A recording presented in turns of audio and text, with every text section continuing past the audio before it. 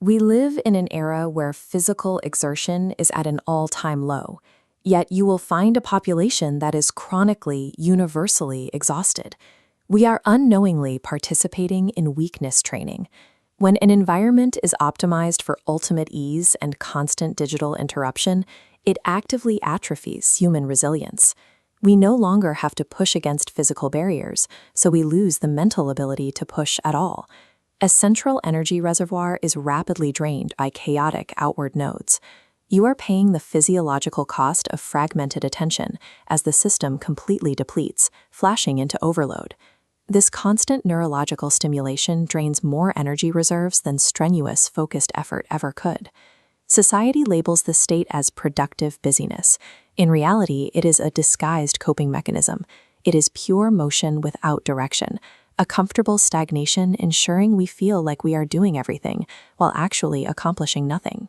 A constant, invisible tension exists between comfort and growth, distraction and focus.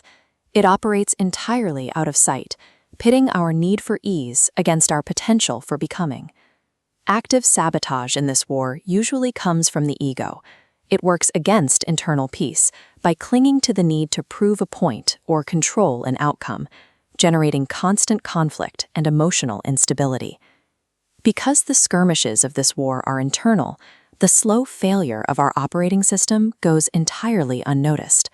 We ignore the warning signs until a complete emotional or mental collapse forces us to finally pay attention.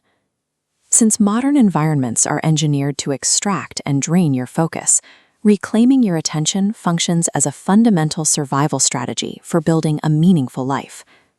The first operational upgrade requires stepping forward into total responsibility, because no one is coming to save you. Waiting for optimal conditions or external rescue simply delays your life. Action is the only mechanism that forces change. Once you take that step, you enter a mandatory phase, the era of losing everything fake. Comfortable illusions, superficial relationships, and limiting beliefs cannot survive the friction of actual growth. They must systematically collapse. The old version of you cannot survive the transition. True growth strictly demands internal change and the absolute permanent abandonment of the outdated habits that kept you small. This process extends to the people around you. You will inevitably outgrow certain friends. It is a natural byproduct of personal evolution, and it happens even when deep love and mutual respect still remain. Stepping away from the comfort of those old networks and habits forces a stark confrontation with isolation. You are left alone to navigate severe emotional difficulty without your usual crutches. This phase of deletion and isolation hurts. But that pain is strictly temporary.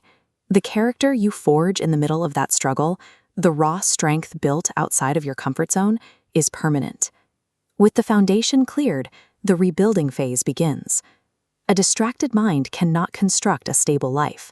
Your attention is your absolute most valuable asset, and it must be actively protected like a physical fortress.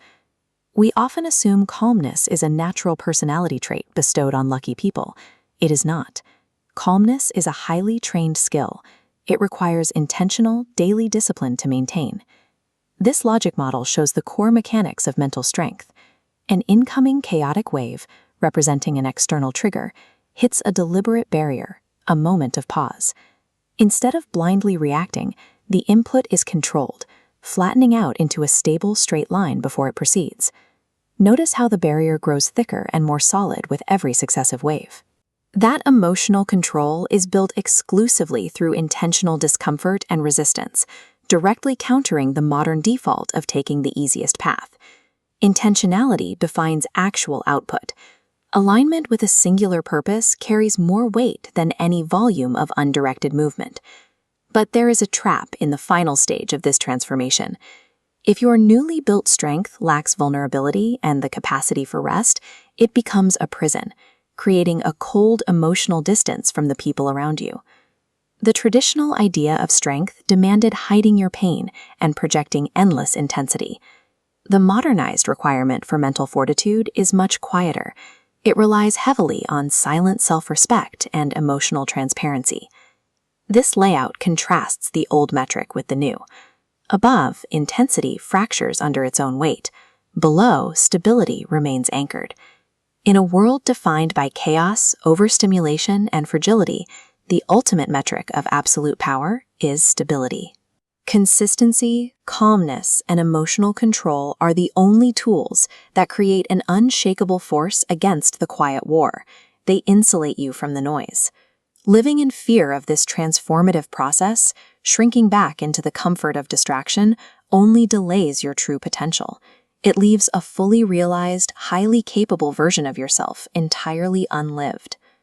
Consistent discipline brings that unlived version of yourself to the surface, like a moth transforming into the